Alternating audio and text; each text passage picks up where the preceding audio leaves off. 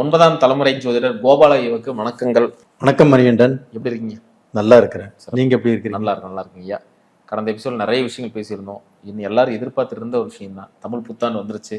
தமிழ் புத்தாண்டு பலன்களை பற்றி சொல்லுங்க, ஏன்னா கோச்சார ரீதியா என்னென்ன மாற்றங்களை நிகழப்போகுது அப்படின்னு நம்ம சப்ஸ்கிரைபர் நிறைய பேர் கேட்டிருந்தாங்க. ஸோ அதுக்கு முன்னாடி இந்த கோச்சார ரீதி அப்படின்னு பார்க்கும்போது ஜூன் 2ஆம் தேதி வந்து குரு பெயர் இருக்காரு. அதே மாதிரி வருஷத்தின் கடைசியில் வந்து ராகுகேதுல இருக்காரு. ராகுகேது வந்து பயிர் இருக்காங்க. ஸோ இந்த கன்ஜெக்ஷன்லாம் எப்படி இருக்க போகுது அப்படின்னு கொஞ்சம் சொல்லுங்க கேட்போம். அதாவதுங்க, புத்தாண்டு பலன்கள். தமிழ் புத்தாண்டு எல்லாத்துக்குமே புத்தாண்டு வாழ்த்துக்கள். தமிழ் புத்தாண்டில் நம்ம மேச ராசிக்கு பலன் சொல்றோம். இந்த மேச ராசிக்கு பலன் சொல்றோம் அப்படின்னாவே செவ்வாயுடைய ஆதிக்கம் எப்படி இருக்குது, இந்த மேச ராசிக்கு 9ஆம் இடம், 11ஆம் இடம், 7ஆம் இடம், 5ஆம் இடம், இந்த மாதிரியான இடங்கள்ல இருக்கக்கூடிய கிரகங்கள், இதை பத்தி நம்ம ஆராய்ந்து இப்போ மேச ராசிக்கு பலன் சொல்ல வந்திருக்கிறோம். இந்த மேச ராசிக்கு வந்து இப்போ ஜூன் 2ஆம் தேதி மிதுனத்திலிருந்து குரு பகவான் பெயர்ச்சியாகி உச்ச பலத்தோடு மேசராசிக்கு 4ஆம் இடத்தில் அந்த குரு பகவான் இருக்கிறாங்க. அது போக இப்போ வந்து கேது பகவான் 5ஆம் இடத்துல இருக்கிறாங்க. ராகு பகவான் 11ஆம் இடத்துல கும்பத்தில் இருக்கிறாங்க. ஆனால் இப்போ வந்து சனி பகவான் விரயஸ்தானத்தில் மேசராசிக்கு இருக்கிறாங்க. இப்போ வந்து நம்ம இது புத்தாண்டு பலன்கள் அப்படின்னா வருஷ பலன்கள். இதற்கு வந்து இந்த ராஜ கிரகங்களுடைய பலனைத்தான் நம்ம எடுத்துக்கணும். அப்படி எடுக்கையில இந்த மேச ராசிக்காரங்களுக்கு இப்போ 7.5 சனி போயிட்டு இருக்குது. இந்த 7.5 சனியால் மேச ராசிக்காரங்களுக்கு பாதிப்பு இருக்குதா இல்லையா அப்படின்னா கண்டிப்பா இருக்குது. ஆனா அதே சமயத்துல மற்ற ராசிக்காரர்களுக்கு இருக்கக்கூடிய அளவுக்கு மேச ராசிக்காரர்களுக்கு பிரச்சனை இல்லை. ஏன் இல்லை அப்படின்னா சனி பகவான் குருவுடைய வீட்டில் இருக்குது. அந்த குரு பகவானுடைய வீட்டில் சனி பகவான் மேசத்துக்கு 12ஆம் இடத்தில் இருக்கும்போது மேசத்துக்கு அவ்வளவு பெரிய பாதிப்பை கொடுக்க மாட்டார். அதே சமயத்தில் இப்ப இந்த குரு பயிற்சி ஆறாரு இல்லைங்களா, கடகத்துக்கு வராரு இல்லைங்களா, உச்சம் பெற்று அந்த குரு பகவானுடைய 9ஆம் பார்வை மேளத்தில் இருக்கக்கூடிய சனி பகவானை அந்த குரு பகவான் பார்க்கிறார். இது ஒரு அற்புதமான டைங்க மேச ராசிக்காரங்களுக்கு.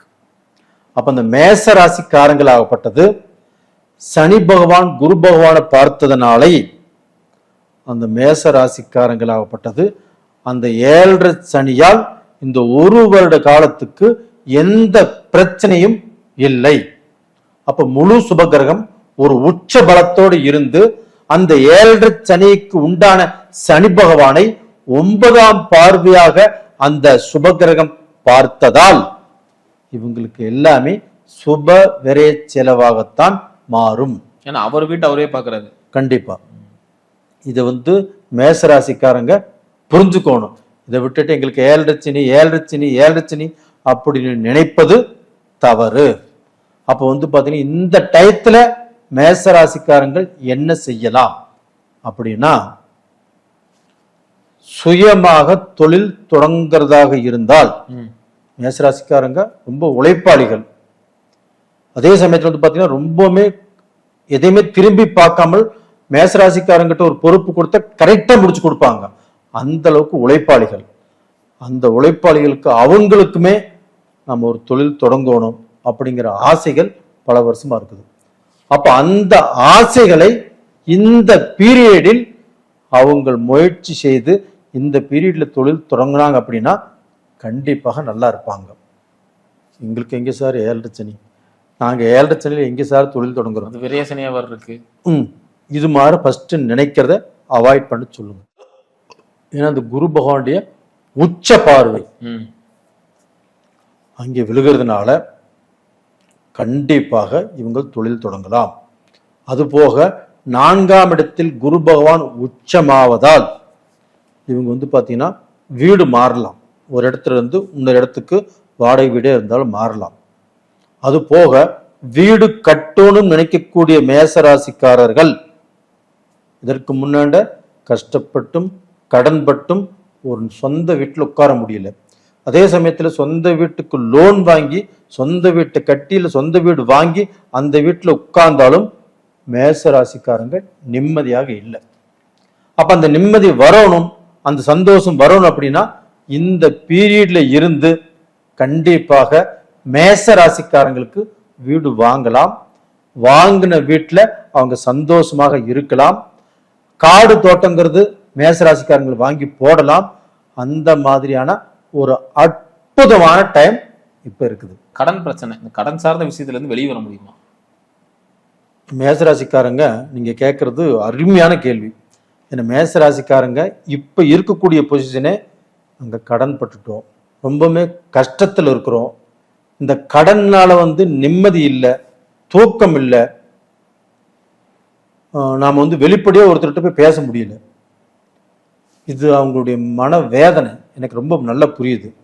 அப்ப நீங்க கேட்ட கேள்வி, இந்த கடன் தீருமா, இந்த கடன்ல இருந்து வெளியில வர முடியுமா அப்படின்னா, இந்த மேசராசிக்காரங்களுக்கு அந்த குரு பகவான் ஆகப்பட்டது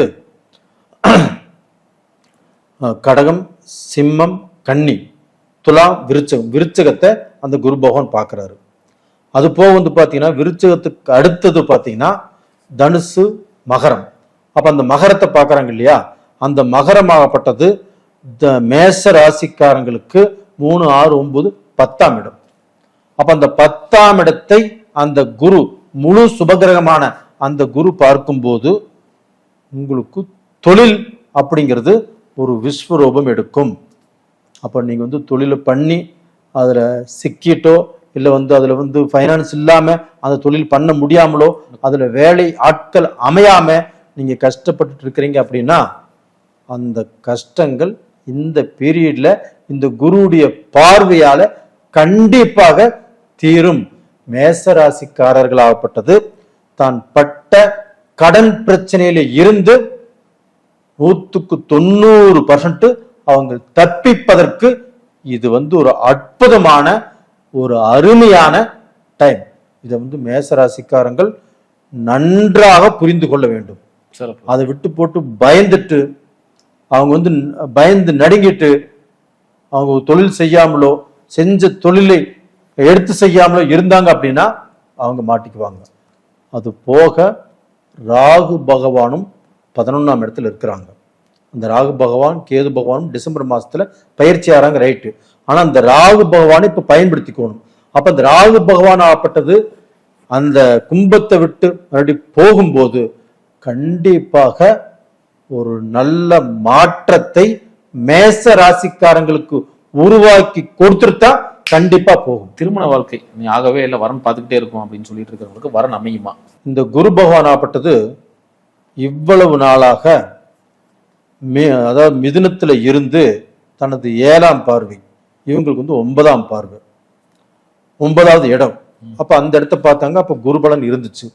இப்பவுமே பாத்தீங்கன்னா அந்த குரு பகவான் இவங்களுடைய அந்த 12ஆம் இடத்தை பார்க்கறதுனால சுபவரையங்கள் செய்யலாம்னு சொன்ன இல்லைங்களா. அப்ப பாத்தீங்கன்னா இந்த டயத்துல திருமணம் செய்வதற்குண்டான வாய்ப்புகள் இவங்களை தேடி வரும். இவங்க எல்லா இடத்துலயும் பொண்ணு பார்த்து சலிச்சு போய் எனக்கு பொண்ணே அமையல, மாப்பிள்ளை அமையல, பார்த்தாலும் செட் ஆக மாட்டேங்குது, அப்படியே பார்த்தா அவங்க ஓகே சொன்னாலும் 2 மாசம் கரெக்டாக இருக்கிறாங்க, 3ஆவது மாசம் இந்த பொண்ணு வேண்டாம், இந்த மாப்பிள்ளை வேண்டாம். இப்படிப்பட்ட பிரச்சனைகளைத்தான் மேசராசிக்காரங்க இதற்கு முன்னாடி சந்திச்சிருப்பாங்க. ஆனா இப்போ இந்த 1 வருட காலத்துல மேசராசிக்காரங்களுக்கு திருமணம் ஆகாதவர்களுக்கு திருமணம் ஆகும்.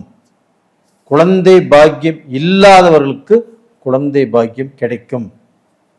அது போக 12ஆம் இடத்தை குரு பார்க்கிறார் இல்லைங்களா, மறு திருமணம், ஒரு திருமணம் அமைஞ்சு அந்த திருமணத்துல தோல்வி அடைஞ்சு அந்த திருமணம் அவங்களுக்கு ஏதோ ரூபத்துல மைனஸ் ஆயிடுச்சு, மறு திருமணம் பண்ணோன்னு சொல்லி காத்துட்டு இருக்கிறாங்க இல்லையா, அவங்களுக்கும் மறு திருமணம் அமையும். அப்ப பாத்தீங்கன்னா மேசராசிக்காரர்கள் எனக்கு 7.5 சனியால் நான் பாதிக்கப்பட்டுட்டேன் அப்படிங்கிற சூழ்நிலை மாறி இந்த 1 வருட காலத்தில் இந்த குருடைய அனுகிரகமும் இந்த ராகு பகவானுடைய அனுகிரகமும் இந்த சனி பகவானுடைய அனுகிரகமும் கேது பகவானுடைய அனுகிரகமும் இவர்களை வாழ வைக்கும். சிறப்பு, ரொம்ப அருமையாக சொன்னீங்க. அதே மாதிரி பார்த்தீங்கன்னா இவங்களுக்கு இந்த வெளிநாடு வாய்ப்பு ரொம்ப நாளாக ட்ரை பண்ணிட்டு இருக்கோம், கிடைக்கவே மாட்டேங்குது அப்படின்னு சொல்லிட்டு இருக்கிறவங்களுக்கு இந்த காலத்தில் அமையறக்க வாய்ப்புகள் இருக்கா? ரொம்ப அற்புதமாக சொல்லலாங்க. 12ஆம் இடம் சனி பகவான் விரயம். அந்த 12ஆம் இடத்துல சனி பகவான் வரும்போதே இவங்க பார்த்தீங்கன்னா இந்தியாவில் வாழ்ந்ததை விட வெளிநாட்டுக்கு போய் அங்கே பார்த்தீங்கன்னா சொத்தோ காசோ பணமோ சம்பாரித்து அதை இந்தியாவுக்கு அனுப்பி இந்தியாவில் ஏதாவது சொத்து வாங்கக்கூடிய அளவுக்கு வாய்ப்பு மேசராசிக்காரங்களுக்கு வந்தாச்சு. அப்போ மேசராசிக்காரங்கள் வெளிநாடு போய் தன்னுடைய கடனை கட்டுவார்கள், குடும்பத்தில் இருக்கக்கூடிய கஷ்டத்தை தீர்த்துக்குவாங்க. அதுபோக வெளிநாட்டில் இருக்கக்கூடிய நிறைய பேர் இப்போ Singapore, Malaysia, Australia, Canada, USA, Spain, Italy, இது மாதிரி நிறைய கண்ட்ரியில் நிறைய பேர் வாழ்ந்துட்டு இருக்கிறாங்க.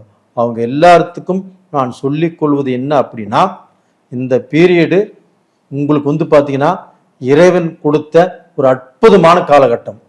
ஏழரை இருக்குதுன்னு யாரும் பயப்பட வேண்டாம்.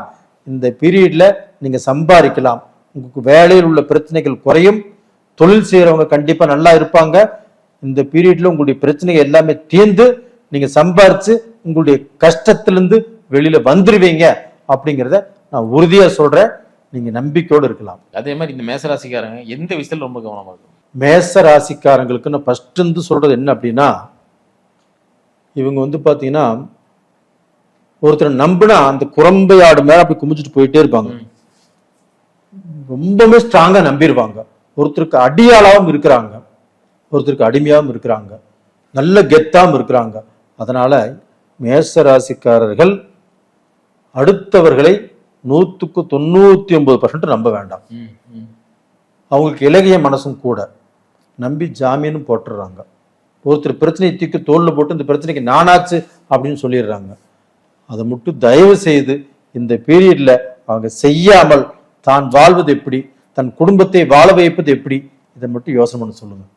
நல்ல நிலைமைக்கு வந்துருவாங்க. இதற்கு பாத்தீங்கன்னா அவங்க என்ன கோயிலுக்கு போகணும் அப்படின்னா, இந்த மேச ராசிக்காரர்கள் ஆப்பட்டது மதுரை மீனாட்சி அம்மன் இந்த ஸ்தலத்துக்கு அவங்க போயிட்டு வந்தாங்கன்னா அவங்களுடைய கஷ்டங்கள் கண்டிப்பாக நிவர்த்தி ஆகும்.